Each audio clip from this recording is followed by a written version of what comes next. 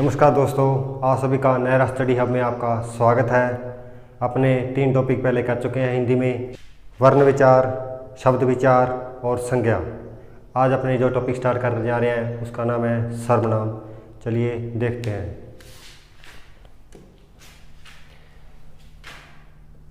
सर्वनाम अपने संज्ञा में बात की थी कि किसी व्यक्ति, वस्तु, स्थान का जो बोध करवाएं उसे संज्ञा शब्द कहते हैं। जो शब्द किसी वस्तु, व्यक्ति या स्थान के नाम का बोध करवाते हैं उसे क्या कहते हैं? संज्ञा शब्द कहते हैं। लेकिन आज अपने पढ़ने जा रहे हैं सर्वनाम। वे शब्द जो संज्ञा के स्थान पर आते हैं क्या कहलाते हैं? सर्वनाम। लेकिन ये इसकी परिभाषा नहीं है दोस्तों, इसको आसानी से और पढ़ते हैं अपने कि सर्वनाम किसे कहते हैं। संज्ञा के स्थान पर काम आने वाले शब्दों को सर्वनाम कहते हैं। ये आपने पीछे अपनी जब तक कि आपने स्टडी की हुई है उसमें भी पढ़ा होगा कि संज्ञा के स्थान पर आने वाले शब्दों को क्या कहते हैं। लेकिन इसको थोड़ा आसानी से पढ़ते हैं कि ऐसे कौन से शब्द हैं जो संज्ञा के स्थान पर आते हैं और क्यों आते हैं। अपनी बात करते हैं कि यदि एक संज्ञा शब्द को बार बार लिखा या पढ़ा जाए, यदि किसी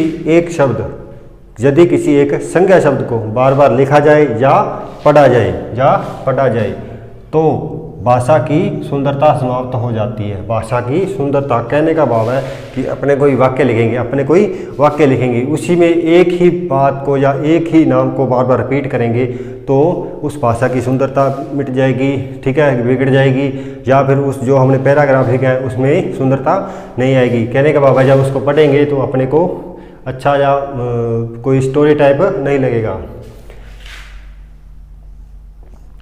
ठीक है।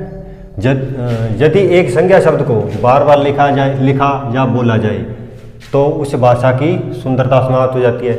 इसलिए संज्ञा के स्थान पर जिन शब्दों को प्रयुक्त किया जाता है, संज्ञा शब्दों के स्थान पर जिन शब्दों को लिखा जाता है उन्हें क्या कहते हैं? अपने सर्वनाम। अब अपने बात की है कि बार बार लिखा और बोला जाए। कैसे बार बार लिखा और बोला जाए वो अपने देखते हैं। मैंने एक वाक्य लिखा, राम अच्छा लड़का है। मैंने एक स्टूडेंट है क्लास में, ठीक है, उसके बारे में बात कर रहा हूँ, विद्यार्थी के बारे में अपने बात कर रहे हैं कि एक राम है, वो एक अच्छा लड़का है, समय पर खाना खाता है और राम अच्छा लड़का है, राम समय पर खाना खाता है, राम पढ़ाई में होशियार है। अब एक ही नाम, कौन सा नाम है जो बार बार रिपीट हो रहा है? वो नाम है राम। तो राम अच्छा लड़का है, राम समय पर खाना खाता है, राम पढ़ाई में होशियार है। एक ही वाक्य को रिपीट हो रहा है, पढ़ने में अच्छा भी लग रहा है। अगर यही मैं बात करूं, राम अच्छा लड़का है, वह समय पर खाना खाता है और वह पढ़ाई में भी होशियार है, अब पहले मैंने राम को कहाँ लिखा था? यहाँ भी राम लिखा था और यहाँ भी राम लिखा था। पढ़ने में भी थोड़ा अजीब सा भी लग रहा था, ठीक है, कि जो शब्दों की सुंदरता भी नहीं बढ़ रही थी। अब मैंने लिखा राम अच्छा लड़का है, वह समय पर खाना खाता है, और वह पढ़ाई में भी होशियार है। अब मैंने संज्ञा शब्दों के स्थान पर जो सर्वनाम शब्द लिए हैं वो है वह। यही होते हैं दोस्तों सर्वनाम शब्द, ठीक है दोस्तों। कहने का भाव है कि शब्दों की सुंदरता, वाक्य की सुंदरता को वो बढ़ा देते हैं। सर्वनाम शब्द वाक्य की सुंदरता को बढ़ा देते हैं, रिपीट होने वाली चीज़ों को भी वो रोक देते हैं, ठीक है दोस्तों। अब मैंने अपने बात करें आगे कि इसके कितने भेद होते हैं। सर्वनाम के दोस्तों 6 भेद माने जाते हैं। हिंदी व्याकरण के अनुसार सर्वनाम के 6 भेद होते हैं। पहला भेद अपने करने जा रहे हैं पुरुषवाचक सर्वनाम। वे सर्वनाम शब्द जो किसी बोलने वाले, सुनने वाले तथा जिसके बारे में बात करें उसके लिए प्रयुक्त हो उन्हें पुरुषवाचक सर्वनाम कहते हैं। कहने का भाव क्या है कि 3 व्यक्ति है, मान लो 3 व्यक्ति हैं, ठीक है दोस्तों। ये व्यक्ति अपने पास हो भी सकता है और नहीं भी हो सकता। लेकिन ये दो व्यक्ति आमने सामने जरूर होते हैं जिसके बारे में जिससे बात कर रहे होते हैं। मैंने कहा, मेरे सामने एक विद्यार्थी बैठा है। मैंने कहा राम रमेश क्यों नहीं आया, राम रमेश क्यों नहीं आया। ठीक है, मैं बात कर रहा हूँ, कह किसे रहा हूँ, राम को, और बात किसके बारे में हो रही है, रमेश के बारे में। ठीक है दोस्तों, आगे इसके बारे में और देखते हैं अपने। ठीक है, हिंदी में पुरुष 3 प्रकार के होते हैं। हिंदी में पुरुष 3 प्रकार के होते हैं, अभी अपने बात की है। पहला पुरुष है उत्तम पुरुष, दूसरा है मध्यम पुरुष, तीसरा अन्य पुरुष। पहला पुरुष वक्ता होगा, पहला पुरुष वक्ता, यानी मैं बोल रहा हूँ आप सुन रहे हो, मैं बोल रहा हूँ आप सुन रहे हो, तो मैं बोलने वाला कौन हो गया, वक्ता। कौन हो गया, वक्ता। दूसरा हो गया मध्यम पुरुष, दूसरा मध्य पुरुष, श्रोता सुनने वाला जिसे मैं बात कर रहा हूँ। तीसरा होता है अन्य पुरुष, जिसके बारे में बात की जा रही है, वो होता है अन्य पुरुष। ठीक है दोस्तों, विषय कहने का भाव है जिसके बारे में बात की जा रही है। उत्तम पुरुष में हमेशा मैं और हम से बात की जाती है, अधिकतर मैं और हम से बात की जाती है। मध्यम पुरुष में जो सर्वनाम प्रयुक्त होते हैं वो है तुम, तू, तुम और आप, अधिकतर तू, तुम और आप। और अन्य पुरुष के लिए वह, वे और आप, आप मध्यम पुरुष में भी है और अन्य पुरुष में भी आप है दोस्तों। ठीक है, अब अपने इसमें कुछ उदाहरण देखते हैं। किसमें, पुरुषवाचक सर्वनाम में। मैं हनुमानगढ़ रहता हूँ, मैं स्वयं के बारे में बात कर रहा हूँ। ठीक है दोस्तों, तो वक्ता। हम जयपुर जा रहे हैं, ठीक है, हम जयपुर जा रहे हैं। पहले मैं अकेले की बात कर रहा था, ठीक है, सिंगुलर। अब मैंने एक ग्रुप की बात कर ली। ठीक है, तो हम जयपुर जा रहे हैं।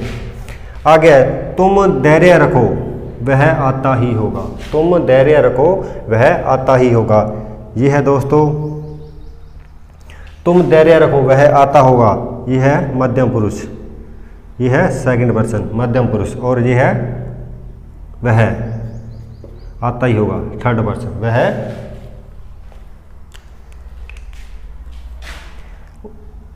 तू क्या है दोस्तों, मध्यम पुरुष यानी सेकंड पर्सन, और वह है थर्ड पर्सन। ठीक है दोस्तों, ये जरूरी नहीं है कि पहले उत्तम पुरुष आएगा फिर मध्यम पुरुष आएगा अन्य पुरुष, पहले अन्य पुरुष भी आ सकता है, पहले मध्यम पुरुष भी आ सकता है और पहले उत्तम पुरुष भी आ सकता है वाक्य में। ठीक है, अब मैंने आगे लिखी है उसने मेरी घड़ी चुराई थी, इसने मुझे बताया। उसने मेरी घड़ी चुराई थी, इसने मुझे बताया। अब उसने थर्ड पर्सन आ गया यानी अन्य पुरुष। ठीक है, मेरी फर्स्ट पर्सन आ गया। ठीक है, मैं उत्तम पुरुष आ गया, और घड़ी चुराई थी इसने मुझे बताया सेकंड पर्सन। कोई जरूरी नहीं है यहाँ पे सेकंड पर्सन यानी मध्यम पुरुष शुरू में था और अन्य पुरुष बाद में था। ठीक है दोस्तों, और यहाँ पे थर्ड पर्सन है जो अन्य पुरुष वो, ठीक है, अन्य पुरुष पहले आ गया और मध्य पुरुष बाद में। ठीक है दोस्तों, मैं तुमसे मिलकर उसके बारे में बात करूंगा, मैं तुमसे मिलकर उसके बारे में बात करूंगा। इसमें पहले क्या आ गया, उत्तम पुरुष, फिर आ गया मध्यम पुरुष, फिर इसके बारे में आया अन्य पुरुष के बारे में। और वाक्य में ये जरूरी नहीं होता कि पहले मध्य पुरुष आएगा या पहले उत्तम पुरुष आएगा या फिर अन्य पुरुष। ठीक है दोस्तों, अब आगे अपने एक बात करते हैं। यहाँ मैंने बोला है आपको आप, यहाँ मैंने बोला है आप, और यहाँ भी मैंने बोला है आप। ये किस कंडीशन में सेकंड पर्सन रहता है या मध्यम पुरुष रहता है, और किस कंडीशन में अन्य पुरुष हो जाता है, किस कंडीशन में अन्य पुरुष थर्ड पर्सन हो जाता है। तो मैंने यहाँ पे एक नोट लिखा है, आप शब्द का प्रयोग जब भी किसी का परिचय देने के लिए या वाक्य में आई हुई संज्ञा शब्द के लिए किया जाए तो वह सदैव अन्य पुरुष में चला जाएगा। कहने का भाव है कि जो आप शब्द है अगर किसी का परिचय देने के लिए वाक्य में किसी का परिचय दे रहा है या वाक्य में आई हुई संज्ञा के स्थान पर प्रयुक्त हो रहा है तो वो किस में चला जाएगा, अन्य पुरुष में चला जाएगा। अब मैंने इसमें एक एग्जाम्पल लिखा है, पंडित नेहरू भारत के प्रथम प्रधानमंत्री थे। आप चाचा जी के नाम से प्रसिद्ध है। अब आप किसके लिए है? आप नेहरू जी के लिए आया है, पंडित नेहरू जी के लिए आया है। ठीक है दोस्तों, तो आप शब्द का प्रयोग अन्य पुरुष में कब होगा? जब किसी का परिचय दिया गया होगा या आई हुई संज्ञा के स्थान पर प्रयुक्त होगा, तो किस में चला जाएगा? वो अन्य पुरुष में चला जाएगा। ठीक है दोस्तों, जहाँ तक आपके आया समझ में, तो आगे अपने बात करते हैं निश्चित सर्वनाम का दूसरा पॉइंट, निश्चित वाचक निश्चयवाचक सर्वनाम। निश्चयवाचक सर्वनाम वे सर्वनाम शब्द जिनका प्रयोग किसी निश्चित वस्तु, निश्चित स्थान, निश्चित घटना आदि के लिए किया जाए। ठीक है दोस्तों, वे सर्वनाम शब्द जिनका प्रयोग एक निश्चित वस्तु, निश्चित स्थान और निश्चित घटना के लिए, कहने का भाव है कि वो जिस चीज़ के बारे में बात करेंगे, जिस वस्तु के बारे में बात करेंगे, जिस घटना के बारे में बात करेंगे, उस चीज़ का हमें निश्चित होगा कि हाँ ये चीज़ ऐसे है, उस चीज़ के बारे में हमें निश्चित ज्ञान होगा। इसमें जो प्रयुक्त सर्वनाम होते हैं वे हैं यह, वह, ये, वे आदि। ठीक है दोस्तों, इसमें कुछ अपने एग्जाम्पल करते हैं। पहला है यह रही मेरी घड़ी, यह रही मेरी घड़ी। ठीक है दोस्तों, यह रही मेरी घड़ी। ठीक है, अब कोई घड़ी पड़ी थी, ठीक है दोस्तों, मैं कब से उसको ढूंढ रहा हूँ, नहीं मिली, तो सामने किसी ने सामने पड़ी हुई बाद में मेरे को दिखाई दी, तो मैंने बोला यह रही मेरी घड़ी, यह रही मेरी घड़ी। तो मेरे को पता चल गया कि वहाँ मेरी घड़ी पड़ी है और यह मेरी ही घड़ी है। इसके बारे में हम बात करेंगे। यह पुस्तक प्रेम की है। कई पुस्तकें पढ़ी हैं, लेकिन उनमें से एक पुस्तक हमें पता है कि यह प्रेम की है, वो निश्चित है कि यही पुस्तक है जो प्रेम की है। हमें निश्चित उसके बारे में एक निश्चित पता है कि ये पुस्तक है जो प्रेम की 100% प्रेम की ही है। ठीक है, वह राम का भाई है। जो वो लड़के खड़े हैं, मैंने बोला वो जो लड़के खड़े हैं वह एक राम का भाई है। निश्चित है वो कि वह पक्का ही राम का भाई है। इसे बाहर फेंक दो, इसे बाहर फेंक दो, कहने का भाव है कि निश्चित, क्या इसमें निश्चित है? बिल्कुल निश्चित है दोस्तों। मैं एक कचरे की पेटी पड़ी थी, ठीक है, मैंने बोला इसे बाहर फेंक दो, इसे मैंने इशारा करते हुए बोला कि इसे बाहर फेंक दो। आगे अपनी बात करेंगे। वह खेल रहे हैं, वहाँ पे कुछ बच्चे खेल रहे हैं, तो मैंने बोला वह खेल रहे हैं, वह खेल रहे हैं। इसमें निश्चितता का भाव हमेशा होगा ही होगा, इसमें निश्चितता का भाव होगा ही होगा।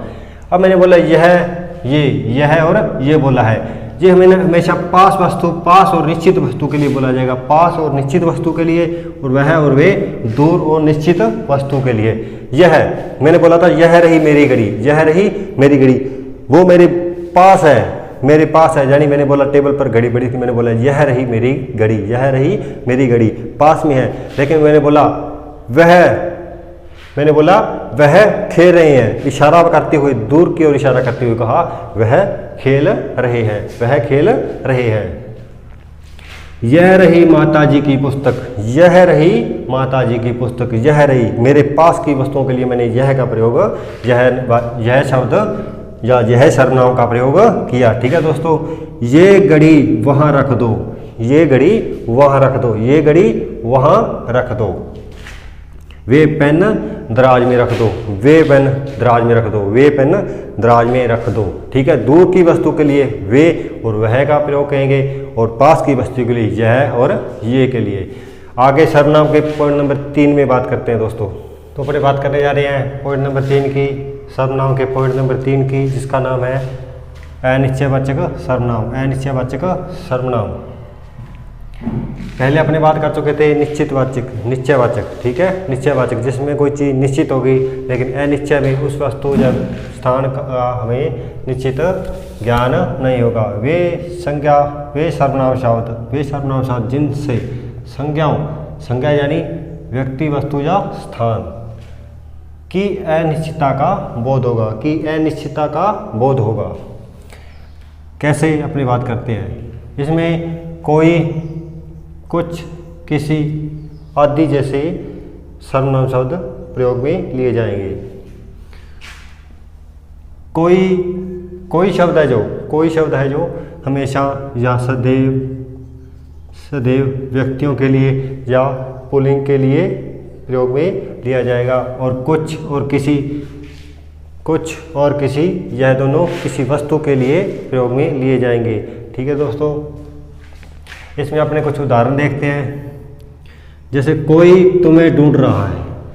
पहले मैंने क्या कहा था कि निश्चित वचन में यह मेरी घड़ी है। ठीक है, अब इसमें उसमें निश्चित था कि यह जो सामने बड़ी है वो ही मेरी घड़ी है। अब मैंने कह दिया कि कोई तुम्हें ढूंढ रहा है, तो क्या आपको निश्चित ज्ञान है इस चीज़ का कि कौन आपको ढूंढ रहा है?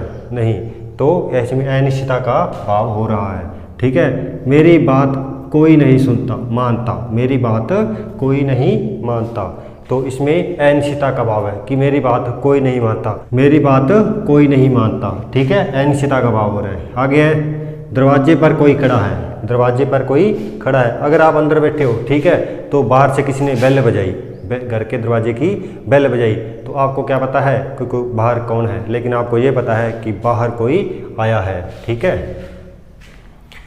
बाहर जाओ तो खुद कुछ लेके आना, बाहर जाओ तो कुछ लेके आना। ठीक है, बाहर जाओ तो कुछ लेके आना, यानी मार्केट जा रहे हो तो कुछ ना कुछ लेके आना। अब इन 3 वाक्यों में अपने बात की थी कोई की। कोई तुम्हें ढूंढ रहा है, सदैव व्यक्ति के लिए है। ठीक है, मेरी बात कोई नहीं सुनता, ठीक है, सदैव व्यक्ति के लिए आएगा। इसमें दरवाजे पर कोई आया है, दरवाजे पर कोई आया है, तो व्यक्तियों के लिए कोई का सदैव प्रयोग किया जाता है, सदैव कोई का प्रयोग किया जाता है। बाहर जाओ तो कुछ लेके आना, ये वस्तु होगी, फल फ्रूट जिसे हम कह सकते हैं। ठीक है, चाय में कुछ गिर गया, चाय में कुछ गिर गया, अनिश्चितता का भाव है। ठीक है, अनिश्चितता का भाव है, कुछ ना कुछ तो चाय में जरूर गिरा है, कुछ ना कुछ जरूर होगा, कुछ ना कुछ जरूर होगा, पर यह नहीं पता कि होगा क्या, अनिश्चितता का भाव है। मुझे यह पुस्तक किसी ने दी थी, मुझे यह पुस्तक किसी ने दी थी, किसी ने दी थी, मुझे यह पुस्तक किसी ने दी थी। इसमें अनिश्चितता का भाव हो रहा है, तो क्या कहेंगे इसे? अनिश्चयवाचक सर्वनाम। आगे चौथा पॉइंट है सर्वनाम में संबंधवाचक सर्वनाम। संबंधवाचक सर्वनाम वे संज्ञा शब्द जो संबंध का बोध कराते हैं, वे संज्ञा शब्द जो